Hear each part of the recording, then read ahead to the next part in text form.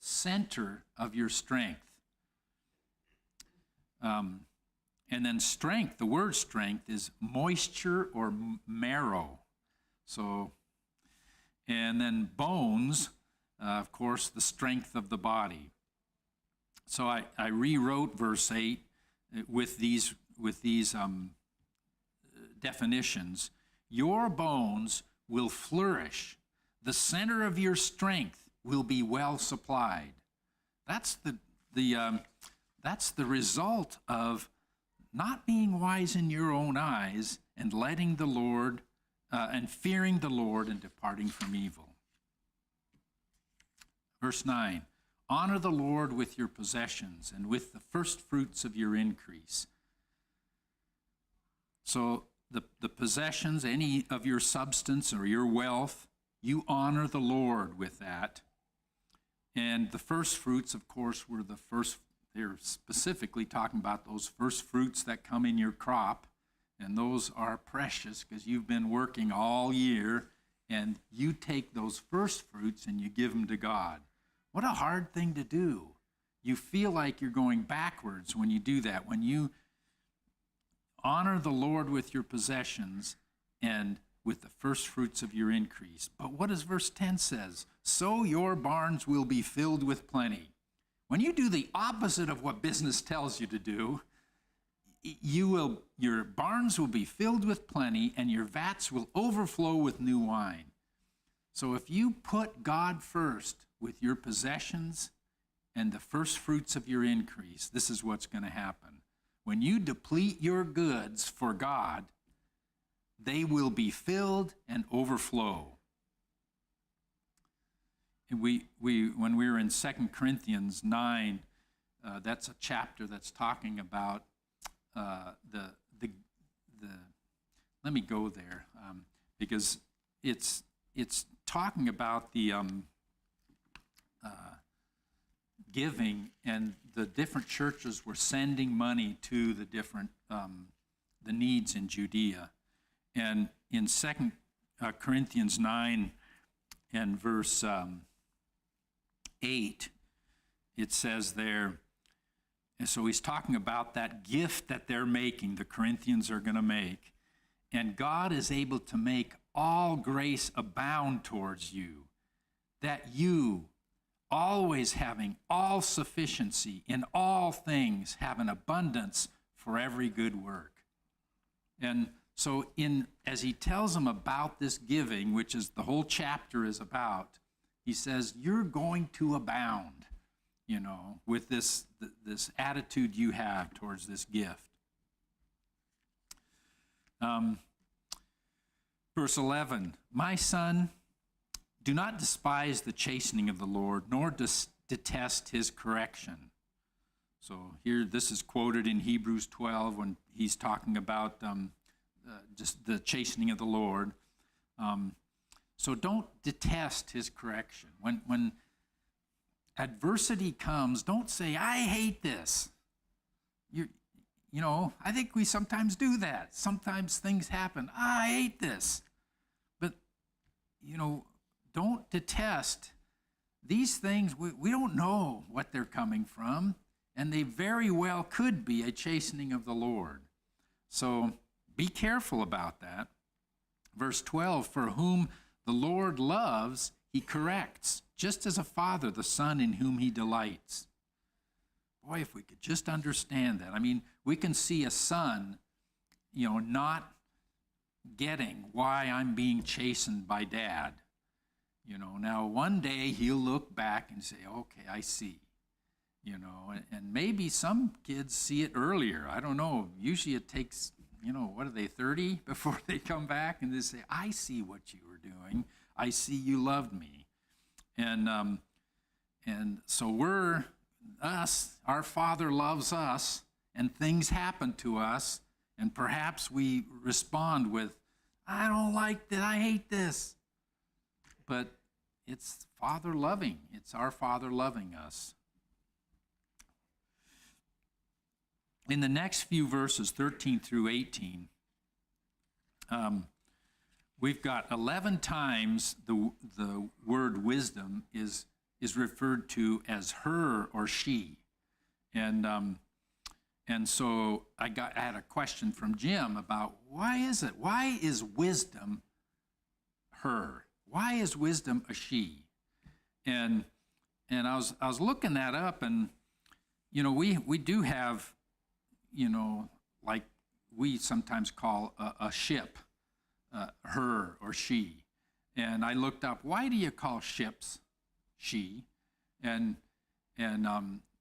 they said for hundreds of years, sailors have had this connection to the boat as a matronly safe place, and that's so there's this motherly affection towards the ship that keeps them safe to where they're going. But when I looked at in this language, both in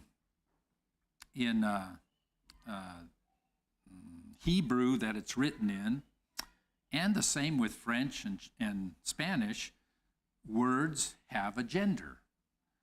And it's, I know for French, when I'm around my family and we're speaking French at the table, and I say, pass the meat, passez la viande.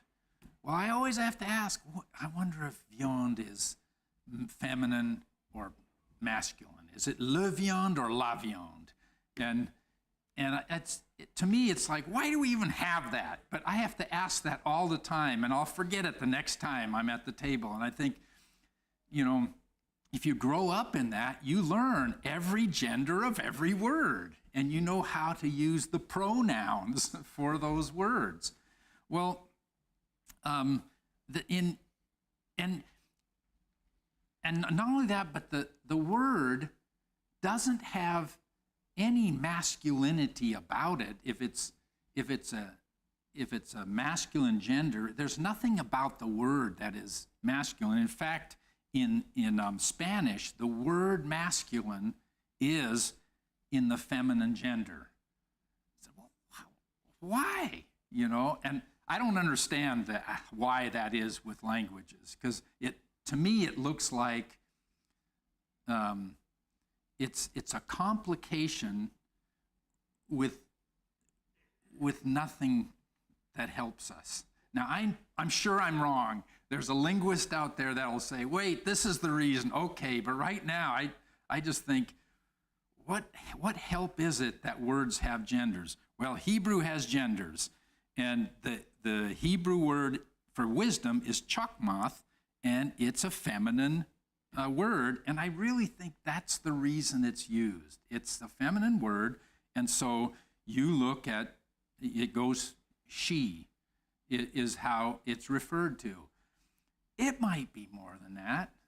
I mean, you've got like in English, you've got she applied to a ship, and we don't have masculine and feminine genders in the English language. So it could be something else, but I really think it's just, that's the language, and that's what they're saying is. So let's go ahead and read verse 13. Happy is the man who finds wisdom and the man who gains understanding. And that happy is blessed or contented. And of course, it begins with the fear of God. Verse 14, for her proceeds, wisdom's proceeds, are better than the profits of silver, and her gain than fine gold. Okay, so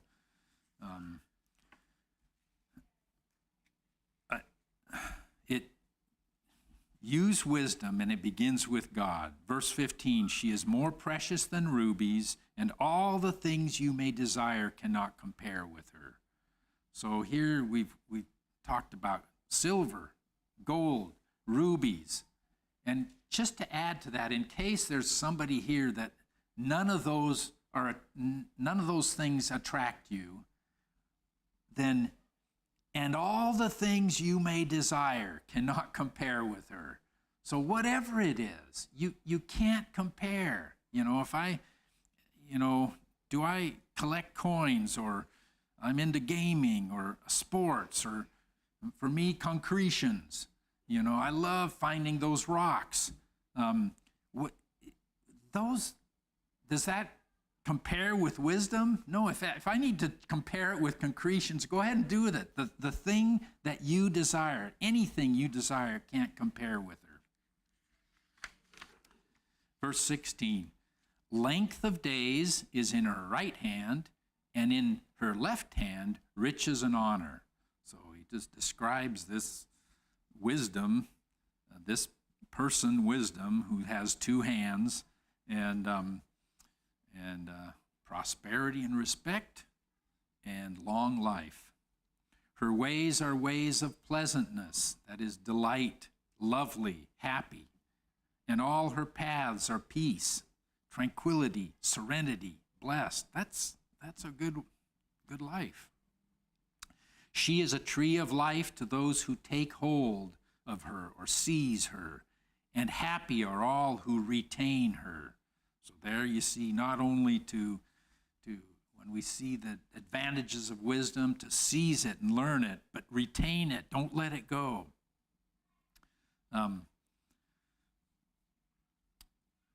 In that first part, she is a tree of life. Genesis 3:22 says the tree of life, talking about the tree of life, that you eat it and live forever. So I think there's some reference there that she is a tree of life, that there's some eternal life. There's eternal life there at the end of the passion you have for wisdom. Verse 19, the Lord by wisdom founded the earth, by understanding he established the heavens, by his knowledge the depths were broken up and clouds dropped down the dew. So there you've got those three words, knowledge, understanding, and wisdom.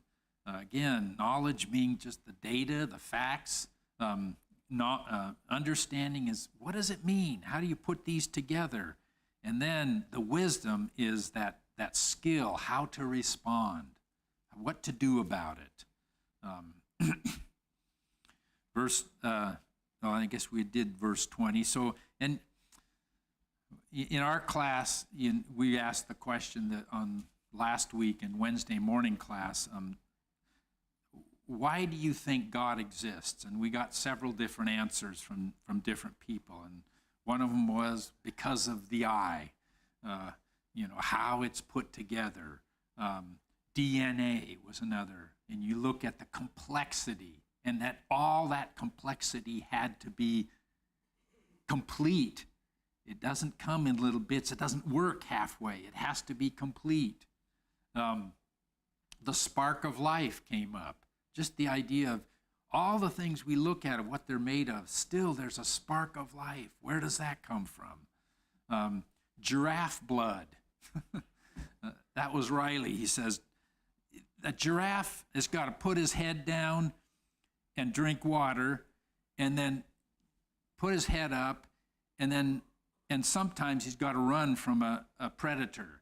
And you need blood, the pump of your blood pumping in your body in a way that accommodates all those three. And if you don't, you die.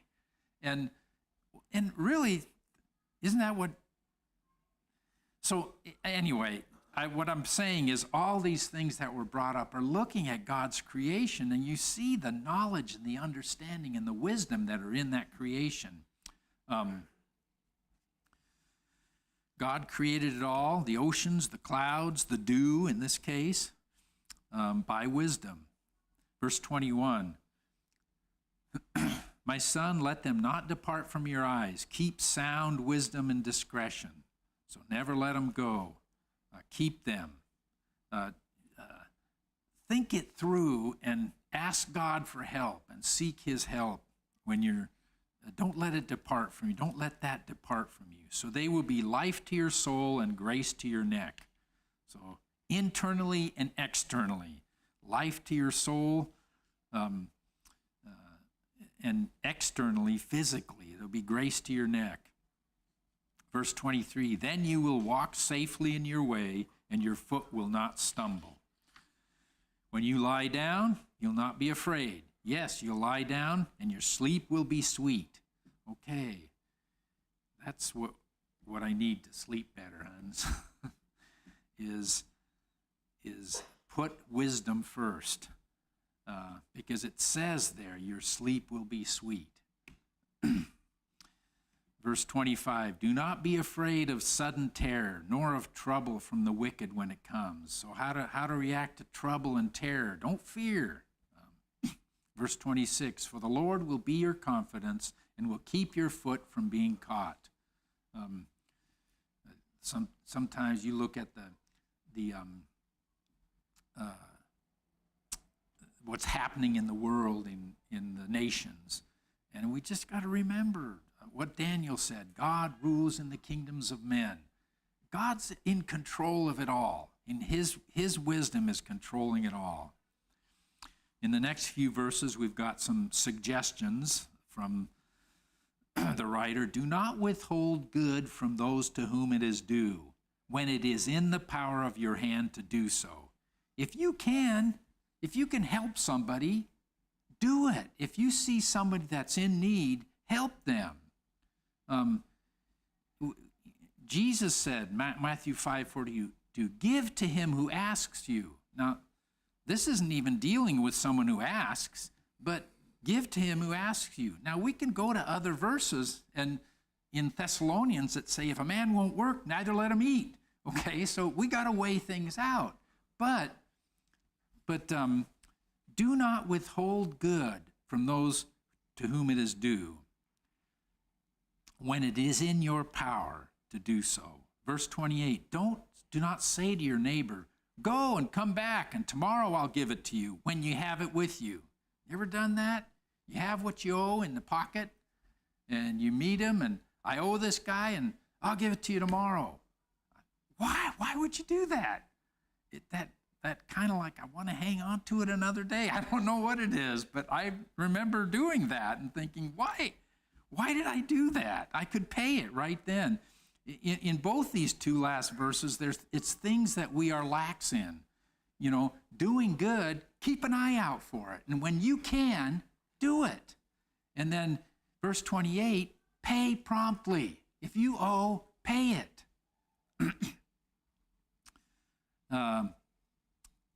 Verse 29, do not devise evil against your neighbor, for he dwells by you for safety's sake. So whoever you find yourself next to, your neighbor, your coworker, a passenger, he's not your enemy. Don't devise evil against your neighbor. Verse 30, do not strive with a man without cause, if he has done you no wrong. And my first thought was, well, what about if he has done me wrong? Well, then we go to what Jesus said, and when he was reviled, he reviled not again. And so Jesus taught that, but that's not the point of this one. What he's saying, don't pick on someone and stir up strife with somebody. Verse 31, do not envy the oppressor and choose none of his ways. And this is that in Psalm 73, we've got that. I don't think we have time to go there, but in Psalm 73, well, if we get done, we'll go back to it. There's that. Well, we'll go back to it if we have time.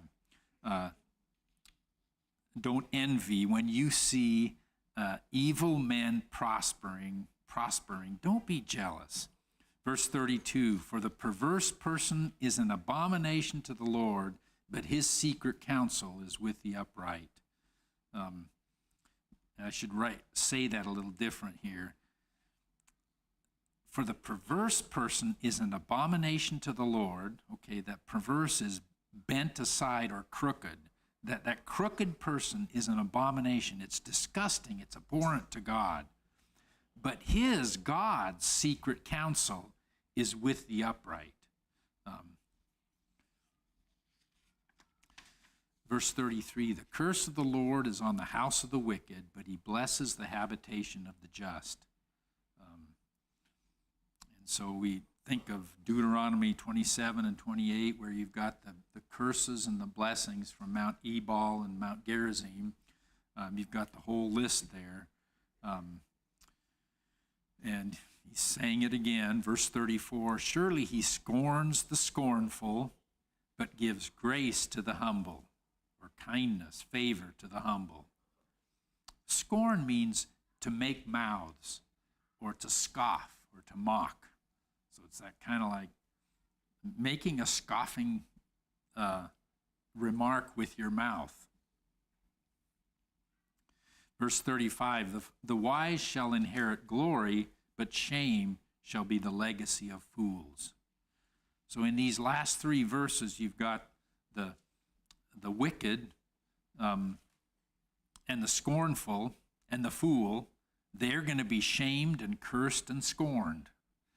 You've got the just, the humble, and the wise, and they're going to be blessed, favored, and inherit glory. So you can see as we go through this chapter how the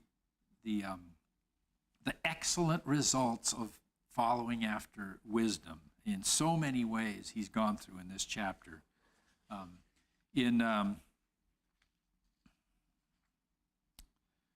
In verse 31, where we were, let's look at Psalm 73.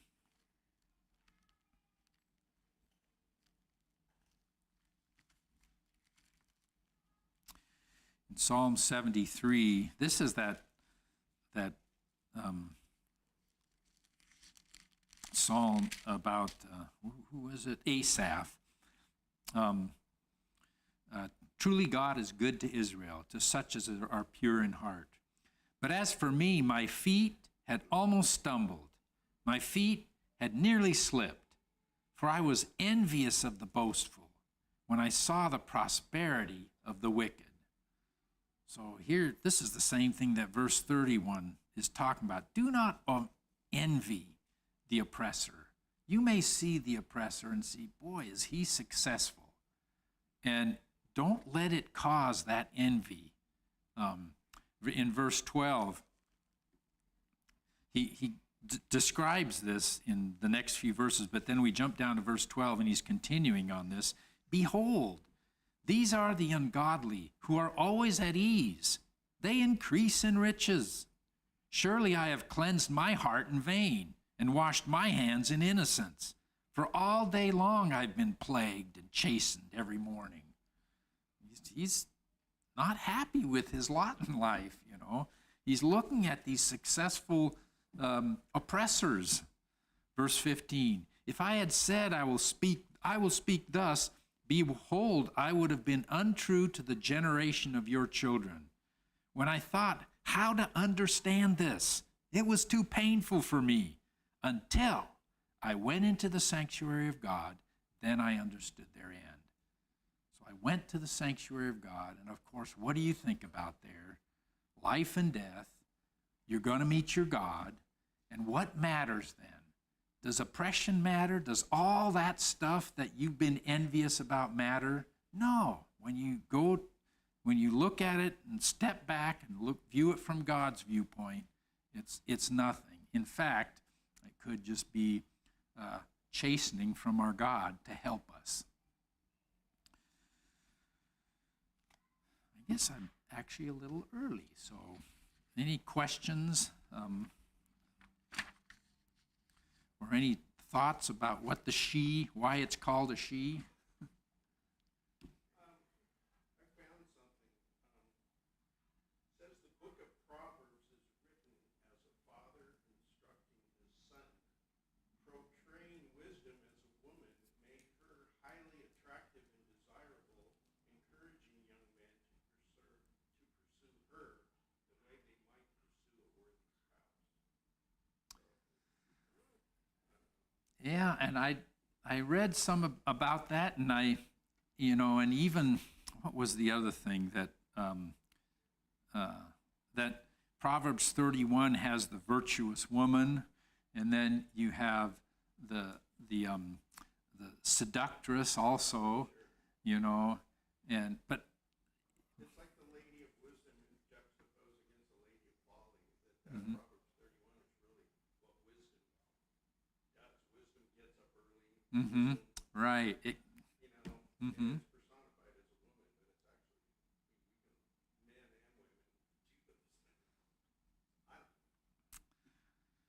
Yeah, reading them all, it was described either as a figure of speech or a genre, poetry, which is what you're talking about, that it's a poem of praise, and just like 1 Corinthians 13 praises love, Hebrews 11 praises faith, Proverbs 31 praises the virtuous woman. The she there is used in that way. And I don't know. I at the end of it, I go, well, I think it's just the language. But that's my thought. So, all right, thank you.